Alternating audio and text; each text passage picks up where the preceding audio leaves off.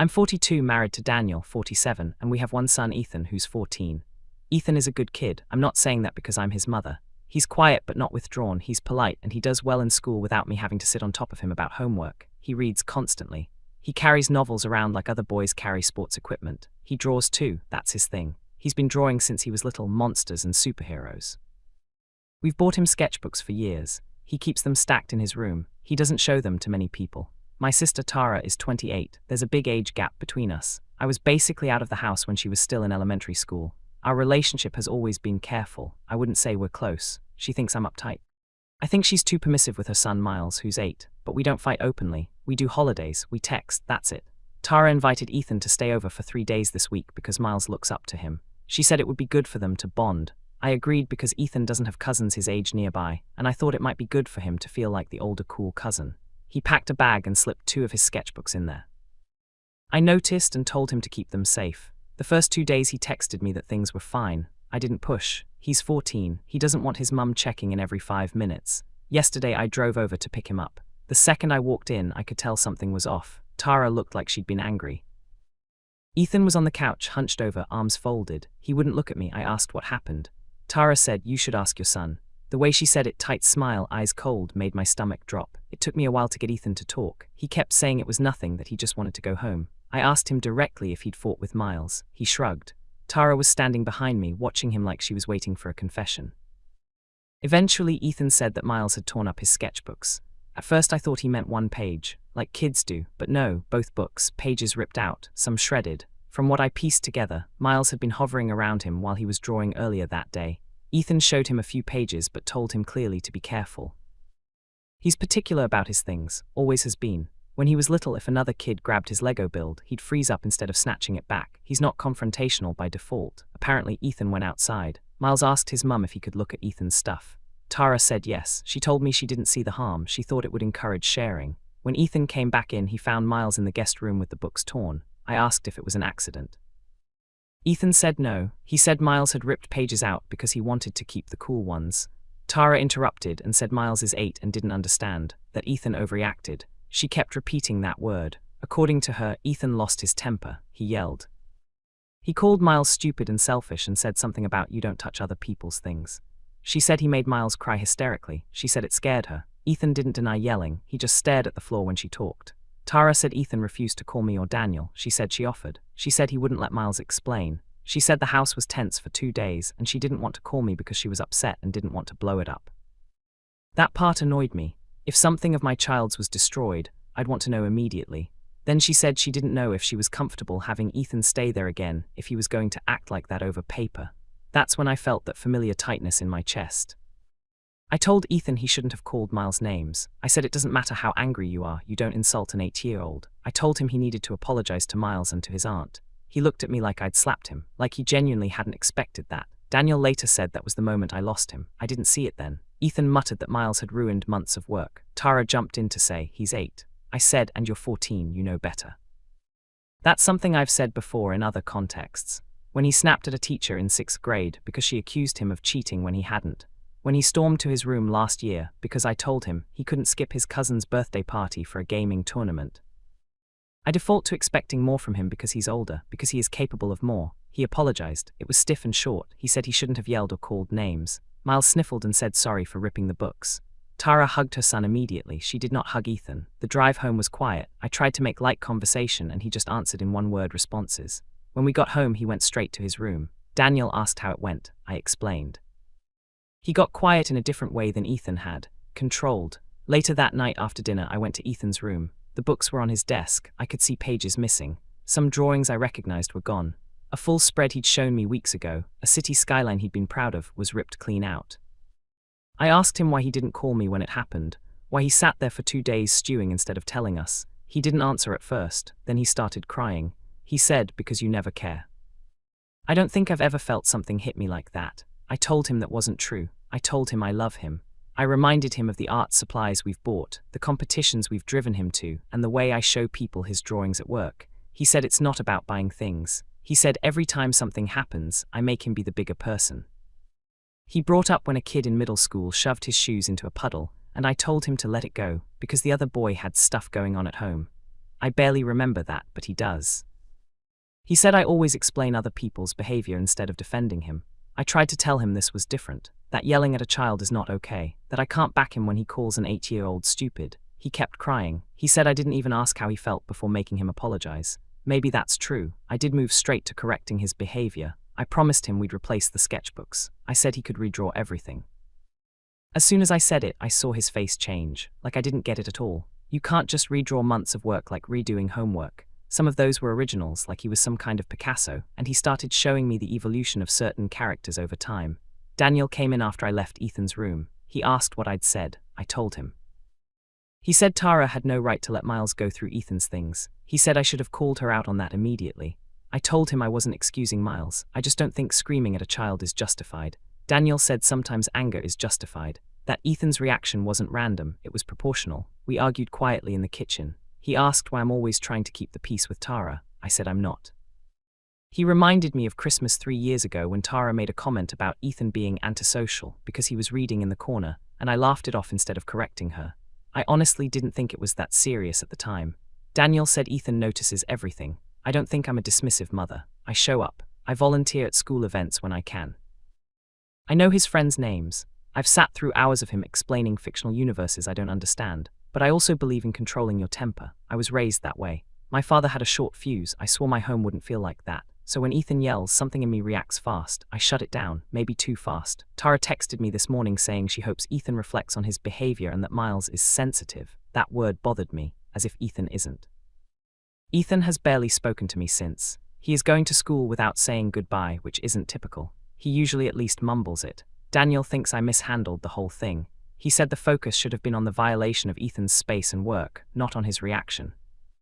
He said I prioritized Tara's feelings over our son's. I don't think that's fair. I just don't think two wrongs make a right. But I also can't get his voice out of my head saying I never care. And I keep replaying the look on his face when I told him to apologize. I don't know if I missed something bigger here, or if I'm being manipulated by teenage dramatics, or if this is just one of those messy family situations where no one handles it perfectly. Because the truth is, when Tara said she might not want us back at her house, I felt embarrassed, like my son had made me look bad. And I hate admitting that part. That might be the piece I don't want to examine too closely. I don't know. This morning it got worse. Ethan didn't come downstairs for breakfast. He usually at least grabs toast.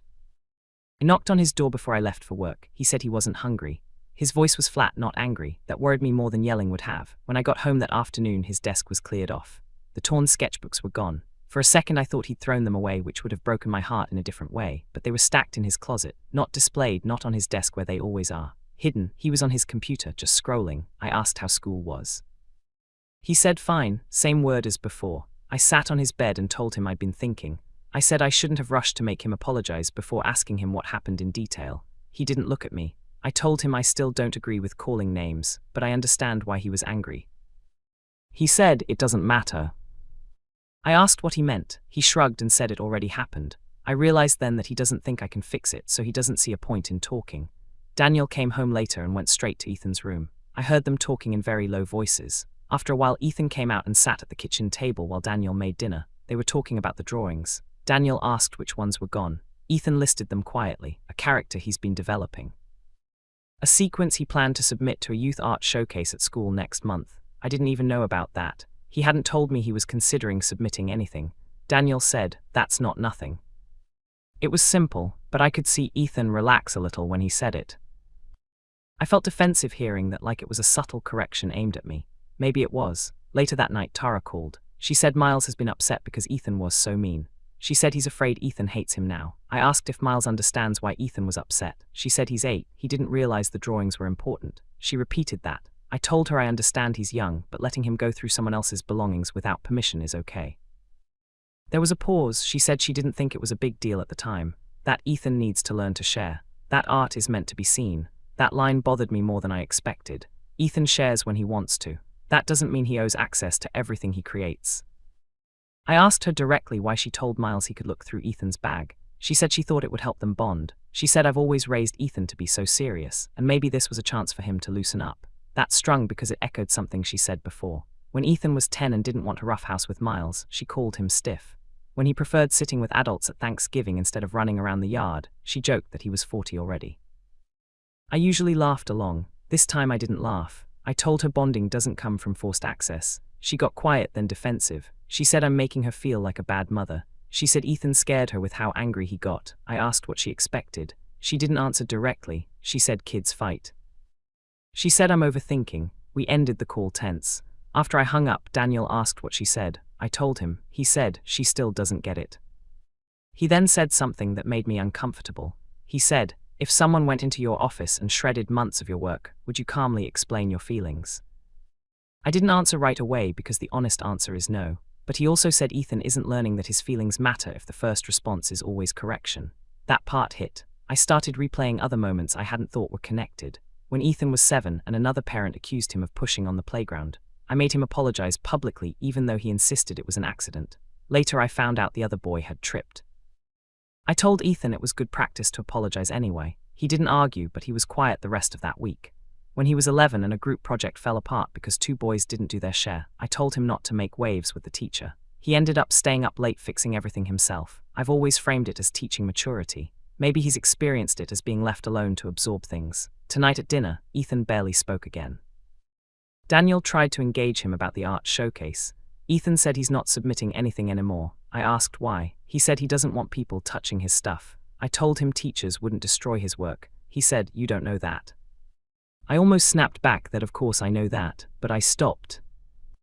Because I don't actually know what he thinks I know. After dinner he went back to his room. Daniel stayed at the table with me. He said he's not angry, but he is disappointed. He said he feels like when it comes to Tara I revert to being the older sister who keeps the peace. He's not wrong. Growing up I was the responsible one. If Tara cried I was told to give in because I should know better. I internalized that. I was praised for being reasonable.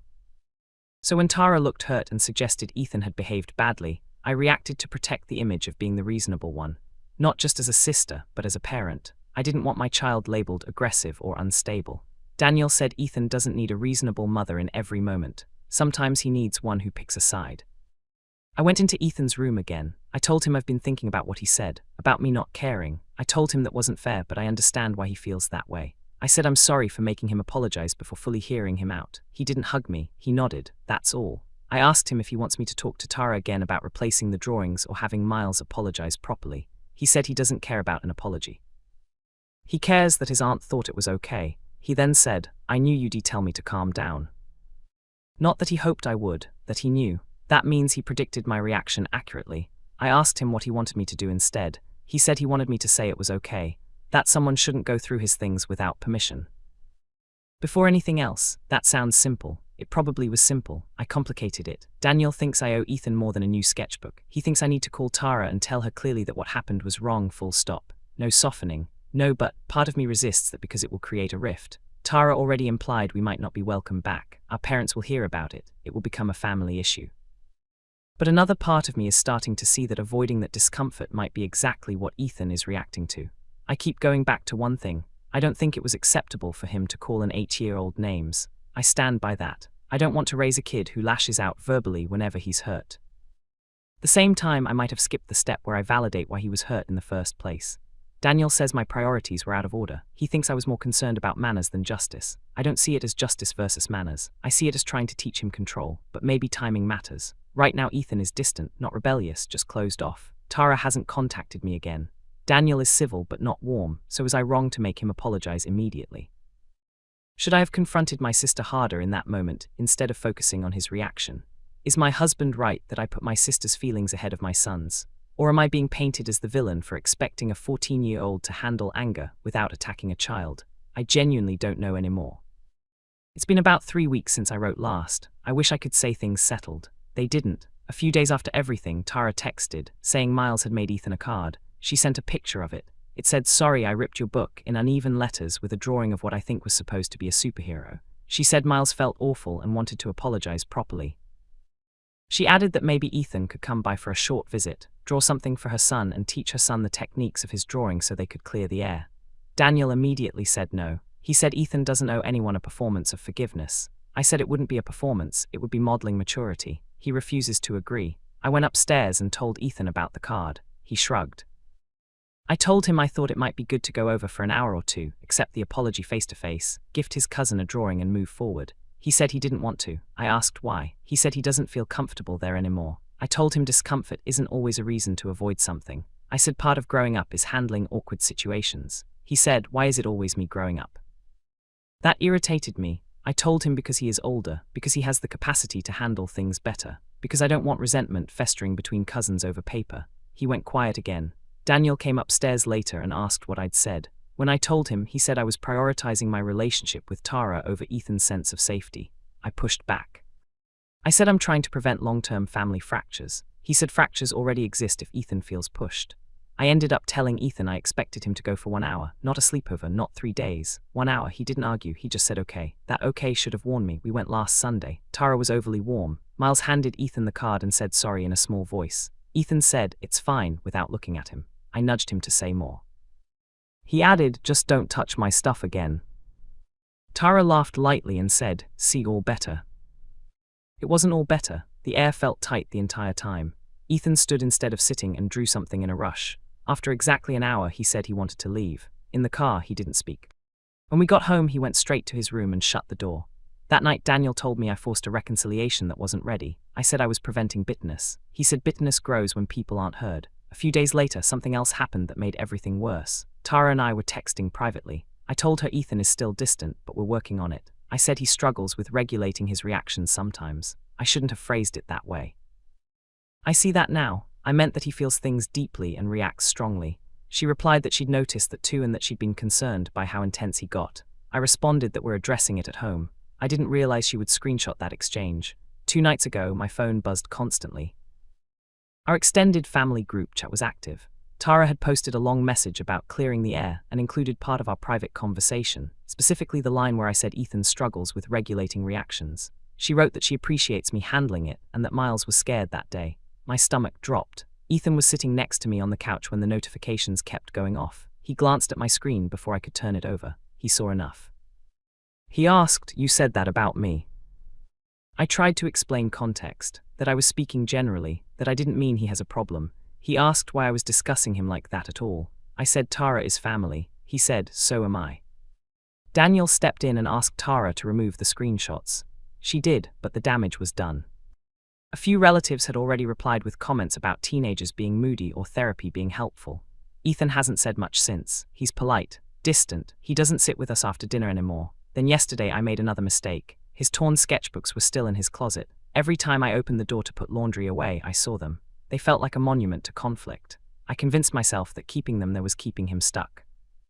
That maybe physically removing them would help him move on. So while he was at school, I threw them out. I told myself it was practical. They were damaged beyond repair. When he got home, he went to his closet and immediately noticed. He asked where they were. I said I'd thrown them away. He stood there for a second and asked why.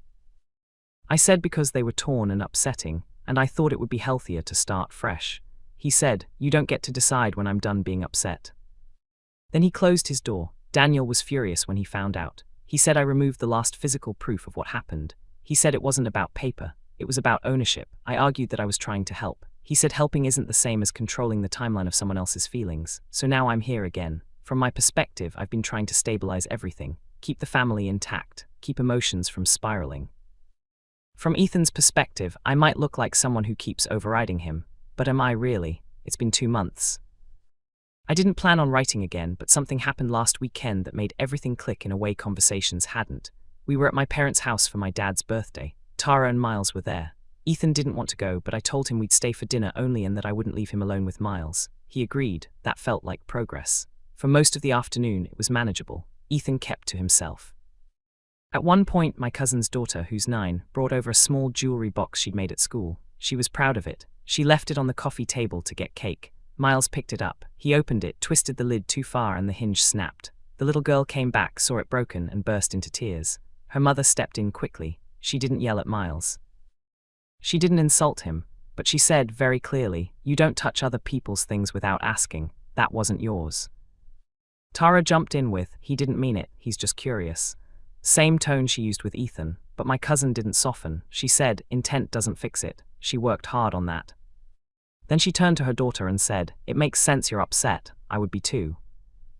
I watched Ethan from across the room. He was staring at the broken hinge like he was watching a replay of something. No one told the girl to calm down first. No one asked her to apologize for crying. No one focused on whether she used a sharp tone. The first response was acknowledgement. and I felt something shift in my stomach because I saw it, cleanly, without my usual internal debate. When Ethan's sketchbooks were torn, the first thing I addressed was his volume. Not the violation, not the loss, not the work, his tone. After cake, I stepped outside to get air. Daniel followed. He didn't say anything at first. He didn't need to. I told him I understood now. He said he doesn't know what that means. That night after we got home, I knocked on Ethan's door. He let me in. I didn't bring up behavior. I didn't bring up maturity. I didn't bring up being the bigger person. I told him I handled it wrong. I told him I focused on keeping things smooth instead of making sure he felt defended. I told him I shouldn't have forced him to go back over there before he was ready. I shouldn't have discussed him in a way that became public. I absolutely shouldn't have thrown away the sketchbooks. I didn't explain why I did those things. I didn't say I meant well. I just said I was wrong. He listened. He didn't cry. He didn't forgive me immediately either. He asked, if it happens again, would you still tell me to calm down first? That question hurt because it was fair. I told him no. I said if someone damages his work or crosses a boundary, the first thing I should say is that it's not okay. We can talk about tone after that, but not instead of it. He nodded slowly. He said, okay. That's where we are. He hasn't started drawing the way he used to, but last week I noticed a new sketchbook on his desk. I didn't comment on it. I didn't ask to see it. I just left it there. I was an asshole in how I handled this. Not because I expect my son to control himself, but because I treated his anger as the problem instead of the symptom. I can see now that I was more afraid of conflict than I was protective of him. I don't know if that realization fixes anything quickly. I do know I can't unsee it now. Edit. I had a direct conversation with my sister that I should have had from the beginning. I told her plainly that what happened to Ethan's sketchbooks was not harmless curiosity. It was entitlement, and giving Miles permission to go through someone else's belongings set that tone. I also told her that minimizing Ethan's reaction and sharing parts of our private conversation crossed a line. I didn't soften it. I didn't frame it as a misunderstanding. She did not take it well. She accused me of overreacting, of letting a teenager run the house, and said I've changed. She said Daniel is influencing me. She also made comments about Ethan being too sensitive and dramatic. For once, I didn't laugh it off or redirect. I told her that defending my son isn't dramatic, it's overdue. My parents have weighed in too. They think this has gone too far and that families shouldn't be divided over kids' mistakes. I explained that this isn't about one mistake. It's about patterns and about me failing to back my child when he needed it. They don't fully agree and I'm getting some pushback, but I'm not budging. There's been tension in my house through all of this. Daniel and I argued. Ethan pulled away. That part is on me. I own it. What I'm not going to do anymore is prioritize keeping things comfortable over doing what's right for my son. I should have grown up in this way years ago. I'm doing it now.